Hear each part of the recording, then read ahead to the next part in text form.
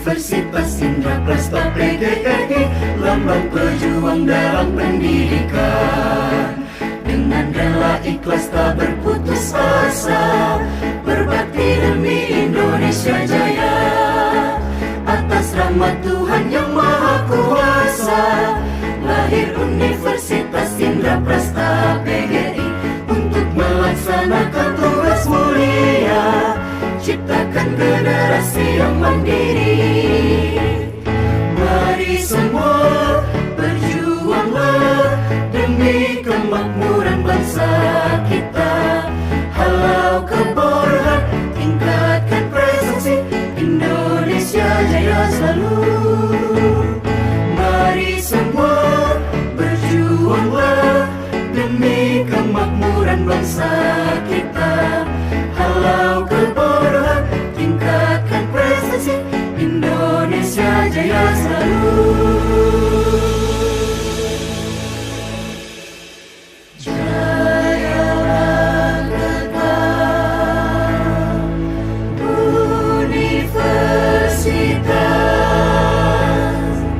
Indraprasta PGRI.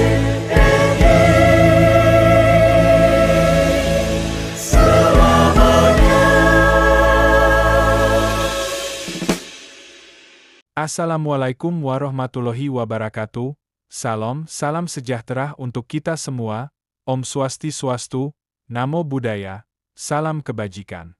Puji syukur kita panjatkan kepada Tuhan Yang Maha Esa atas karunia-Nya kita dapat berkumpul dan bertemu. Pada kesempatan kali ini izinkan kami untuk menyampaikan presentasi kami berjudul Ruang Lingkup Filsafat Ilmu. Yang kami hormati Ibu Septawati selaku dosen pengampu mata kuliah Filsafat Ilmu serta teman-teman S7P yang kami banggakan.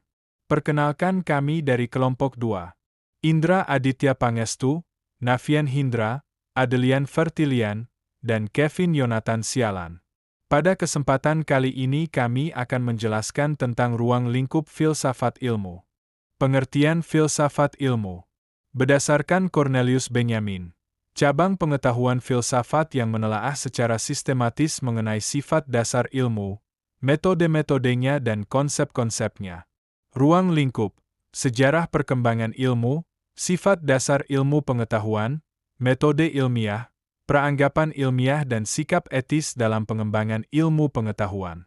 Jadi semuanya secara garis besar dapat dijelaskan pengertian umum filsafat ilmu adalah cabang filsafat yang mendalami hakikat ilmu pengetahuan, seperti objek, metode, dasar, dan implikasi dari suatu ilmu, termasuk ilmu alam dan sosial. Filsafat ilmu berupaya menjawab pertanyaan mendasar mengenai apa itu ilmu, bagaimana cara memperoleh pengetahuan ilmiah secara valid, dan apa batasan serta nilai-nilai yang terkandung dalam aktivitas ilmiah. Selanjutnya di sini ada objek filsafat ilmu. Jadi di sini teman-teman terdapat beberapa objek. Pertama objek material, yaitu pokok bahasan materi YG menjadi objek penyelidikan. Objek material filsafat ilmu adalah ilmu pengetahuan yakni pengetahuan yang telah disusun secara sistematis dengan metode ilmiah tertentu. Selanjutnya, objek formal. Objek formal adalah pendekatan untuk memahami objek material. Objek formal filsafat ilmu adalah hakikat ilmu pengetahuan yang lebih fokus pada problem-problem mendasar ilmu pengetahuan. Di sini ada objek filsafat ilmu terdiri dari pengetahuan dan hakikat pengetahuan. Selanjutnya, ruang lingkup filsafat ilmu menurut para filsuf. Menurut Bapak Karl Popper dalam lingkup metode ilmiah, filsafat ilmu membahas apakah suatu teori ilmiah bisa diuji, difalsifikasi. Ilmu harus dapat dibuktikan salah, bukan sekadar dibenarkan. Lalu Bapak Thomas S. Kuhn, dalam lingkup paradigma, revolusi ilmiah, dan perkembangan ilmu. Filsafat ilmu menurut Kuhn membahas bagaimana ilmu berkembang melalui paradigma, lalu bergeser lewat revolusi ilmiah ketika paradigma lama digantikan paradigma baru. Lalu ada lagi dari Bapak Paul Feyerabend dalam lingkup kebebasan metodologis. Ia menolak adanya satu metode ilmiah universal. Menurutnya, Filsafat ilmu harus melihat ilmu sebagai sesuatu yang plural, tidak terikat oleh aturan metodologi yang kaku. Terus dari Francis Bacon dalam lingkup Induksi au Metode Ilmiah. Ia menekankan bahwa filsafat ilmu harus membahas metode yang benar dalam memperoleh pengetahuan, yakni melalui observasi dan generalisasi induktif. Jadi guys, kesimpulannya. Secara umum, lingkup filsafat ilmu menurut para filsuf meliputi 1. Ontologi ilmu, apa hakikat ilmu dan objek kajiannya. 2. Epistemologi ilmu, bagaimana ilmu diperoleh, metode, kebenaran, dan validitasnya.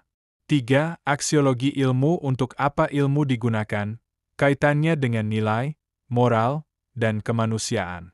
Nah teman-teman, di sini ada ontologi dan kesimpulan menurut para filsuf.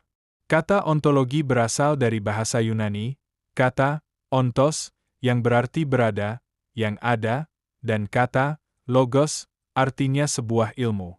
Jadi dapat disimpulkan ontologi merupakan ilmu atau teori mempelajari mengenai wujud yang ada. Berdasarkan pengertiannya, ontologi memiliki ruang lingkup yang diharapkan menjawab pertanyaan objek apa yang ditelaah ilmu, apa wujud hakiki dari objek tersebut, bagaimana hubungan objek tersebut dengan daya pikir dan penangkapan manusia. Epistemologi. Epistemologi berasal dari kata-kata Yunani, yaitu episteme, yang berarti pengetahuan, dan logos, yang berarti studi atau ilmu. Jadi, secara harfiah, epistemologi dapat diartikan sebagai ilmu atau studi tentang pengetahuan. Epistemologi berfokus pada pertanyaan-pertanyaan mendasar mengenai pengetahuan, seperti bagaimana proses yang memungkinkan ditimbanya pengetahuan yang berupa ilmu, apa saja kriterianya, cara, teknik, sarana apa yang membantu dalam mendapatkan pengetahuan yang berupa ilmu. Terakhir nih teman-teman, janji gak nambah. Aksiologi, yaitu merupakan cabang filsafat ilmu yang merefleksikan bagaimana menggunakan pengetahuan yang diperoleh.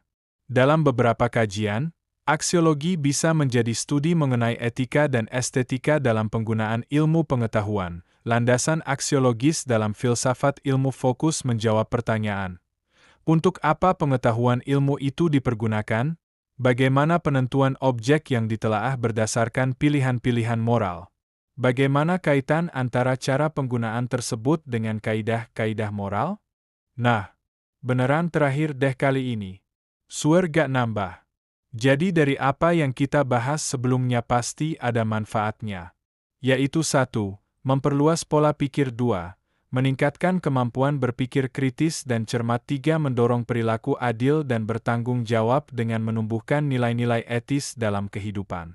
4. Membentuk sikap ilmiah yang penting bagi perkembangan pengetahuan sosial dan teknologi. 5. Membangun landasan filosofis yang kuat bagi pengembangan ilmu dari berbagai disiplin. 6. Membantu evaluasi kritis terhadap ilmu pengetahuan sehingga teori dan model ilmiah terus berkembang secara sehat dan tidak stagnan. Oke teman-teman, itu saja yang dapat kami paparkan dari presentasi kami. Terima kasih sudah menyempatkan melihat presentasi dari kami. Mohon maaf apabila ada salah kata atau kekurangan. Kata-kata dari kami yang kami kutip dari filsuf terkenal Pythagoras, yaitu, wahai anak muda, jika engkau tidak sanggup menahan lelahnya belajar, engkau harus menanggung pahitnya kebodohan. Wassalamualaikum warahmatullahi wabarakatuh. Adios.